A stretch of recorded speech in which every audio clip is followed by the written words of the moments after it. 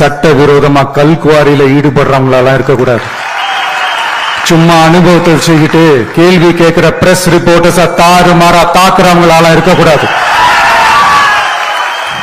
இன்னும் ஓப்பனா சொல்லணும்னா, இந்த திமுகவில் இருந்து வந்த ஒரு எம்எல்ஏ மேல கொள்ளையடிச்ச கேஸ் இருக்குது, போதைப் பொருள் கடத்தல் கேஸ் இருக்குது, திருட்டு கேஸ்லாம் இருக்குது. திருட்டு கேஸ்ல எல்லாம் ஜெயிலுக்கு போயிட்டு வந்தவர் ஒருத்தர் இருக்கிறாரு. நீங்க கூட யோசிக்கலாம் அவர் யாரு அப்படின்னு நீங்க யோசிக்கலாம். அந்த எம்எல்ஏ யாருன்னு உங்களுக்கு யோசிக்க தோணும். இன்னொரு க்ளூ வேணா நான் தரேன். அந்த திருட்டு கேஸ்ல உள்ள போயிட்டு வந்தவரை யாருக்கு எதிரா இந்த திமுக தேர்தலில் நிக்க வச்சாங்க தெரியுமா? இன்னைக்கு அவங்க கூட்டணியிலேயே மூச்சுக்கு 300 தடவை முட்டு கொடுக்கிற ஒரு மிகப்பெரிய ஒரு தலைவருக்கு எதிரா. அந்த தலைவரை தோக்கடிக்கணும்னு தான் 1996 அவருக்கு ஆப்போசிட்டா இந்த எம்எல்ஏவை நிக்க வச்சாங்க. மரியாதை நிமித்தமா அந்த தலைவர் பேருங்க நான் சொல்ல வேணாம்னு நினைக்கிறேன்.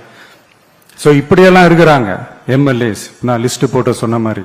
ஆனா எம்எல்ஏஸ்னா சும்மா இல்ல, ஒரு தொகுதிக்கான அந்த மக்களுக்கான எல்லை காப்பாளர்கள். அப்படி இருக்கணும். களத்துல மக்களோட மக்களா நிக்கிற மாதிரி ஆளுங்களை தான் நான் செலக்ட் பண்ணிருக்கிறேன். நான் எல்லா இடத்துலயும் எல்லா நேரத்திலையும் ஒரே நேரத்துல நான் போய் நிக்க முடியாது இல்லையா? அதனால என் சார்பா என்னோட பிரதிநிதிகளா நானே பார்த்து என்னுடைய வேட்பாளர்களை செலக்ட் பண்ணிருக்கிறேன்.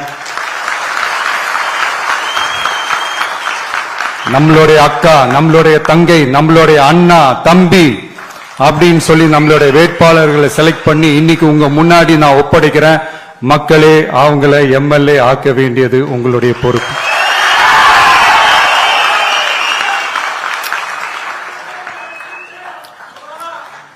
கட்சி ஆரம்பிச்சு கிட்டத்தட்ட ஒரு 3 வருஷத்துக்கு மேல ஆச்சு. இன்னமும் ஒரு கூச்சல் சத்தம் அடங்கின மாதிரியே எனக்கு தெரியல. விஜய்க்கெல்லாம் என்னப்பா செல்வாக்கு இருக்குது, கூட்டத்தை வச்சு சொல்றீங்களா? அதெல்லாம் வேடிக்கை பார்க்க வர்ற கூட்டம்ப்பா. கூட்டம் வந்துட்டா உடனே ஒரு பெரிய ஆளா? கூட்டம் ஓட்டா மாறிடுமா, ஓட்டு சீட்டா மாறிடுமா, அதெல்லாம் எப்படி மாறும்? அதெல்லாம் மாறாது. இப்படி வன்மத்துல கேள்வி கேட்கிறவங்களுக்கு நான் ஒன்னே ஒண்ணு சொல்றேன்.